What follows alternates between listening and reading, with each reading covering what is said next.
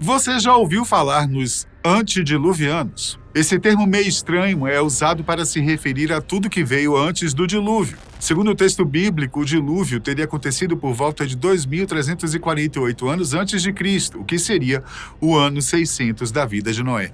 Mas olha só, alguns cientistas apontam uma outra data provável para esse evento, cerca de 5.500 anos antes de Cristo, quando o Mar Negro teria sido invadido pelo Mar Mediterrâneo. Já outros pesquisadores vão ainda mais longe e sugerem que isso pode ter acontecido lá por 10.000 anos antes de Cristo, no fim da última era glacial, quando começou o grande degelo das calotas polares. E é aqui que a coisa começa a ficar interessante. Afinal, o que tudo isso tem a ver com civilizações antigas, monumentos misteriosos e eventos que teriam acontecido antes do dilúvio? Quem eram essas pessoas que viveram antes de tudo isso? Quem construiu essas estruturas impressionantes que parecem desafiadoras até para os padrões de hoje? A verdade é que existem muitas teorias, viu? Mas vamos pensar juntos. Será que, de certa forma, não teria sido melhor nunca termos encontrado os rastros desses tais antediluvianos? Ou será que essas descobertas podem nos ajudar a entender melhor o nosso presente e até repensar o tipo de futuro que estamos construindo? No vídeo de hoje eu vou te mostrar alguns dos mistérios mais intrigantes que surgiram antes do dilúvio e no final vamos criar teorias. Quem você acha que construiu tudo isso? Vamos lá? Por falar em mistérios que desafiam a lógica, uma descoberta recente pode ter mudado tudo que a ciência achava que sabia, ou pelo menos o que nos ensinou sobre a história antiga. O caso é o seguinte: Stonehenge, aquele círculo de pedras, famoso lá na Inglaterra, não é exatamente o que pensávamos. Eu aposto que você já ouviu falar que ninguém sabe ao certo quem construiu essa estrutura de 5.000 anos, e é justamente aí que a coisa fica ainda mais estranha. Uma nova análise arqueológica sobre a construção de Stonehenge deixou os cientistas ainda mais perplexos. No centro do monumento existe uma chamada Pedra do Altar, que pesa cerca de 6 toneladas. Durante anos, acreditava-se que ela, assim como outras pedras azuis do local, tinham vindo de Paisley Hills, no país de Gales. Só que aí vem o primeiro baque. Mesmo se ela tivesse vindo só do país de Gales, já seria algo de outro mundo. Estamos falando de uma pedra gigantesca que teria sido transportada por mais de 225 quilômetros por uma civilização antiga, sem as ferramentas modernas que temos hoje. Mas a reviravolta veio com um novo teste feito recentemente, e o resultado foi chocante. A Pedra do Altar, na verdade, não veio do país de Gales. Ela veio das Ilhas Orkney, lá no norte da Escócia. Isso significa que alguém, há milhares de anos, transportou essa pedra por mais de 700 quilômetros. E o pior, não só por terra, mas também por mar. E se você acha que Stonehenge já é misterioso o suficiente por si só, segura essa. Vamos para o Egito, onde outro monumento gigantesco levanta ainda mais perguntas do que respostas. A grande Esfinge de Gizé. Localizada perto das pirâmides, nas margens do rio Nilo, nos arredores do Cairo, a Esfinge é envolta em segredos antigos. Assim como Stonehenge, um grande enigma é: quem foi capaz de esculpir e transportar rochas tão enormes naquela época? Como essas estruturas foram erguidas com tanta precisão? O nome Esfinge vem da língua egípcia, que significa imagem viva, ou seja, ela seria uma espécie de guardião espiritual da Península de Gizé, representando a força e o poder do faraó. Agora, mudando de assunto, me responda com sinceridade. Você acredita na história da Arca de Noé? Porque se a gente olhar com atenção para a superfície da Esfinge, a gente vai notar um detalhe bem curioso. Os sinais de erosão nas pedras não parecem ter sido causados por vento ou areia, mas sim por água. E pode ter sido chuva pesada ou, quem sabe, submersão total. Claro, há quem diga que isso é apenas o resultado de milhares de anos de desgaste natural, o que os geólogos chamam de intemperismo. Mas será que isso explica tudo? Ou será que estamos diante de mais um vestígio de algo que aconteceu antes do grande dilúvio? E aí entra uma teoria que é no mínimo intrigante. Um cara chamado Edgar Cayce, fotógrafo e médium norte-americano, afirmava que a Esfinge foi construída por uma civilização avançada, com o objetivo de guardar conhecimentos secretos em uma biblioteca subterrânea. Segundo ele, dentro desse salão de registros estão textos sagrados e livros, que fornecem informações sobre todas essas tecnologias perdidas e para proteger essas instruções raras. Sendo assim, eles construíram a esfinge como uma forma de trancar esta câmara até o fim dos tempos. Tá, pode até parecer teoria da conspiração. E sim, Casey foi desacreditado por muitas de suas previsões, mas também tem umas que ele também acertou, como o início e o fim das guerras mundiais, o surgimento do nazismo, os conflitos raciais nos Estados Unidos e até que o estresse seria a doença do futuro. Mesmo que essa teoria soe absurda, algo curioso aconteceu. Desde 1997, estudos começaram a ser feitos no subsolo da esfinge. Usando radares sônicos, pesquisadores encontraram várias cavidades e câmaras subterrâneas. E aí fica a pergunta: o que será que realmente existe embaixo desse monumento meio leão, meio faraó? Calma, que a nossa viagem pelo mundo dos mistérios antediluvianos ainda não acabou. Agora vamos sair do deserto quente do Egito e mergulhar literalmente em um lugar completamente diferente. Estamos falando de uma formação rochosa submersa que lembra uma pirâmide retangular. E você ouviu certo, uma pirâmide debaixo d'água. Esse monumento enigmático fica no Japão, mais precisamente nas ilhas Ryukyu, ao sudoeste de Okinawa. E aqui vale destacar 2 pontos: o fato de estar submerso e a sua semelhança com uma pirâmide. Essa estrutura foi descoberta por mergulhadores em 1986, o que é bem recente se compararmos com outras construções misteriosas que a gente já viu por aqui. Mas quando você começa a ver as imagens do monumento submerso de Yonaguni, fica difícil acreditar que tudo aquilo foi esculpido apenas por correntes marítimas e terremotos. Os terraços planos, os caminhos e degraus simétricos e até as paredes com cortes retos e ângulos precisos, tudo parece obra de mãos humanas. Eu não estou dizendo que a gente achou a Atlântida, não.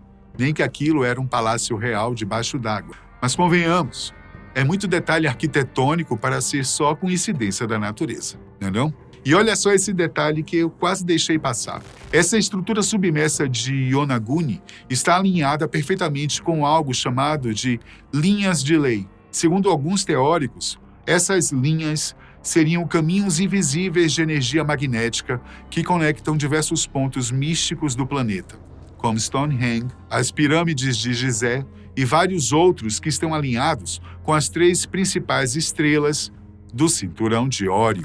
É verdade que essas linhas de lei não têm comprovação científica, mas foram levadas bem a sério até a década de 1950.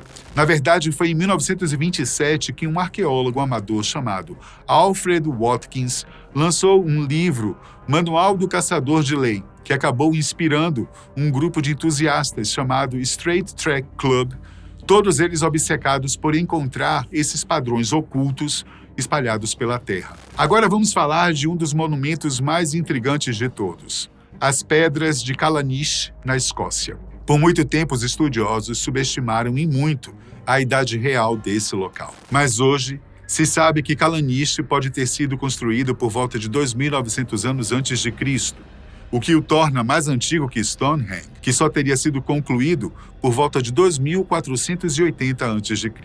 E também mais velho que as próprias pirâmides do Egito, que, como vimos, datam de cerca de 2.500 AC.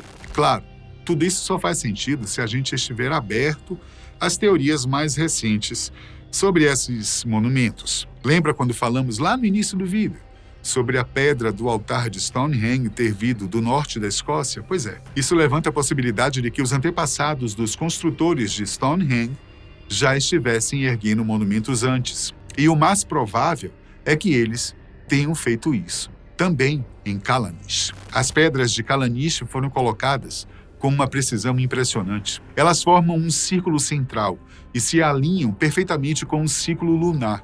E aqui vai uma curiosidade de cair o queixo, tá? O local onde elas foram erguidas foi escolhido séculos depois como um observatório astronômico, justamente por ser uma das melhores regiões do Reino Unido para se observar os astros, especialmente quando as luzes polares pintam o céu noturno. Ou seja, esses povos não estavam apenas empilhando pedras, eles estavam estudando o universo. E adivinha só, assim como outros sítios antediluvianos, as pedras de Calaniche também estão posicionadas sobre as chamadas linhas de lei. É como se houvesse uma grade energética que conecta todos esses lugares sagrados. E quem também falava sobre esse tipo de energia era ninguém menos que Nikola Tesla. De acordo com ele, a Terra funciona como um gigantesco condutor de energia. E algumas teorias sugerem que civilizações antigas sabiam disso e usaram esse conhecimento muito antes de nós. E sim, tem gente que acredita que eles estavam até mais avançados do que nós somos hoje, em certos aspectos. Agora, deixe-me abrir um parêntese aqui bem rapidinho, tá? Eu não estou dizendo que acredito em todas essas teorias, tá? E nem espero que você também acredite em tudo. Mas é importante saber que elas existem. E o mais curioso é que, de tão absurdas que parecem, muitas, mas muitas são estudadas e investigadas com seriedade até hoje. Por exemplo, tem gente que acredita que as pedras de Calaniche são, na verdade, guardas de um portal para outro mundo.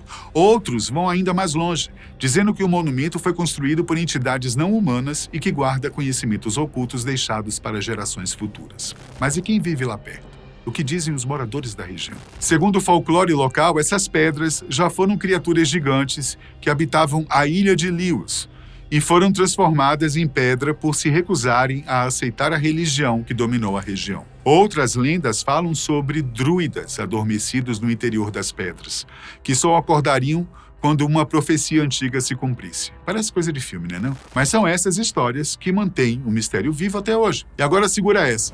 Chegou a hora do plot twist de toda essa história. Existe uma teoria, que já adianto, não foi eu quem criou, mas que tem ganhado cada vez mais espaço nas discussões sobre os monumentos antediluvianos. E essa teoria gira em torno de uma palavra que muita gente nem leva a sério: gigantes. Isso mesmo que você ouviu, gigantes. Calma lá. Antes que alguém saia dizendo que o canal está viajando na maionese, vou esclarecer. Esse canal não existe para te convencer de nenhuma teoria maluca da internet. Nosso objetivo aqui é outro. É abrir espaço para o debate. Apresentar ideias, mesmo as mais estranhas. E mostrar que até as mais bizarras são sim estudadas, testadas e revisitadas por pesquisadores ao longo do tempo. Porque é assim que é a busca por respostas. Agora, por que essa teoria dos gigantes parece fazer sentido para algumas pessoas? Para começar, a própria Bíblia fala sobre isso. Lá no Gênesis 6:4, está escrito: naquele tempo viviam gigantes na terra, como também daí por diante, quando os filhos de Deus se uniram às filhas dos homens e elas geravam filhos. Estes são os heróis tão afamados dos tempos antigos. Ou seja, a existência de gigantes está registrada antes mesmo do dilúvio, exatamente o período em que estamos focando nesse vídeo. E olha só que curioso, não foi só o folclore escocês que mencionou gigantes. Como vimos lá nas lendas de Calaniche, se a gente der uma olhada mais atenta em outras culturas antigas, vamos perceber que muitos povos ao redor do mundo falavam sobre seres gigantes. Essas referências aparecem em pinturas, textos antigos, esculturas, e tem até mural retratando esses seres convivendo com humanos. A Bíblia também cita outros grupos de gigantes, como os Enaquins, um povo poderoso que habitava as regiões montanhosas da Mesopotâmia. Dá uma olhada só no que diz o Deuteronômio 9:2. Um povo forte de alta estatura, descendente dos Enassim, que conheces e dos quais ouviste dizer: quem poderá enfrentar os filhos de Enaque? E não para por aí. No livro de Josué 15:14, esses gigantes aparecem novamente. Calebe expulsou dela os 3 filhos de Enaque, Sesai, Aimã e Tolmai. Ou seja, eles não estavam apenas em lendas e mitos. Aparecem com nomes, territórios e até genealogias em textos religiosos que moldaram culturas inteiras. E não só os textos bíblicos que mencionam gigantes. As tradições hindus também falam disso. De acordo com o hinduísmo, durante o Satya Yuga, que é a primeira das 4 grandes eras cíclicas, os seres humanos teriam crescido até o tamanho de gigantes. Essa ideia é parte de uma cosmologia mais espiritual, mas é impressionante como esse tipo de narrativa aparece em diferentes partes do mundo. Além disso, escavações arqueológicas na China encontraram evidências que podem reforçar essa ideia. Arqueólogos descobriram esqueletos incomuns, com altura e força muito acima da média da época, pertencentes à cultura Longshan, uma civilização que floresceu por volta de 3000 a.C. Será que estamos apenas diante de uma variação genética ou seria algo mais? Agora segura essa. Em 1988, um biógrafo suíço chamado Gregor Spori fez uma descoberta que até hoje levanta debates. Durante uma viagem ao Egito, ele se deparou com um dedo mumificado de 38 centímetros de comprimento. Sim, você ouviu certo. 38 centímetros. Segundo os cálculos, um dedo daquele tamanho só poderia ter pertencido a alguém com cerca de 5 metros de altura. Spori registrou tudo com fotos e até tentou comprar o artefato para estudá-lo mais a fundo, mas o dono, um colecionador egípcio, recusou. A questão é que esse dedo nunca foi autenticado cientificamente, o que o torna mais uma peça do quebra-cabeça. É uma fraude? Um objeto ritual? Uma evidência esquecida? Quem sabe? Agora me diz, o que é mais difícil de acreditar? Que existiram gigantes que caminharam na Terra?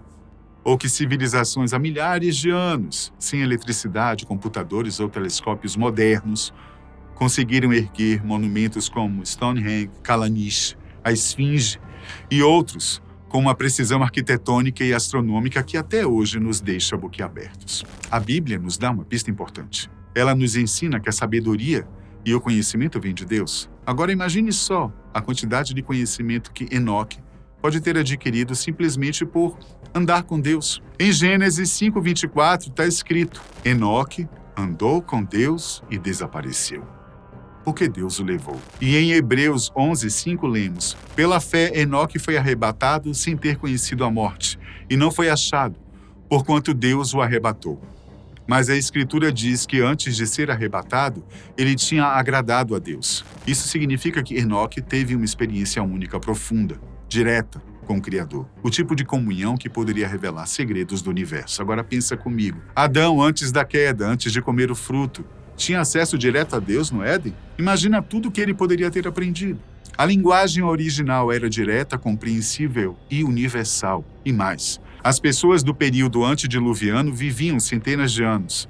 Adão viveu 930, Sete viveu 912, Enoque 365 e Matusalém, o recordista, chegou aos impressionantes 969 anos. Se hoje dizemos que com o tempo vem a sabedoria, pense no que essas pessoas aprenderam em quase milênios de vida. Agora adicione a isso o fato de que elas conviviam entre si, ensinavam umas às outras e muitas delas foram testemunhas oculares da criação, da queda e da vida com Deus. É possível que tenham dominado conhecimentos que hoje nem imaginamos, passados oralmente, de geração em geração. Conhecimentos sobre a terra, o céu, a energia, os mistérios da existência. E aí talvez você esteja se perguntando por que eles viviam tanto tempo? A resposta, segundo a Bíblia, é simples e profunda. Deus criou o homem para viver para sempre.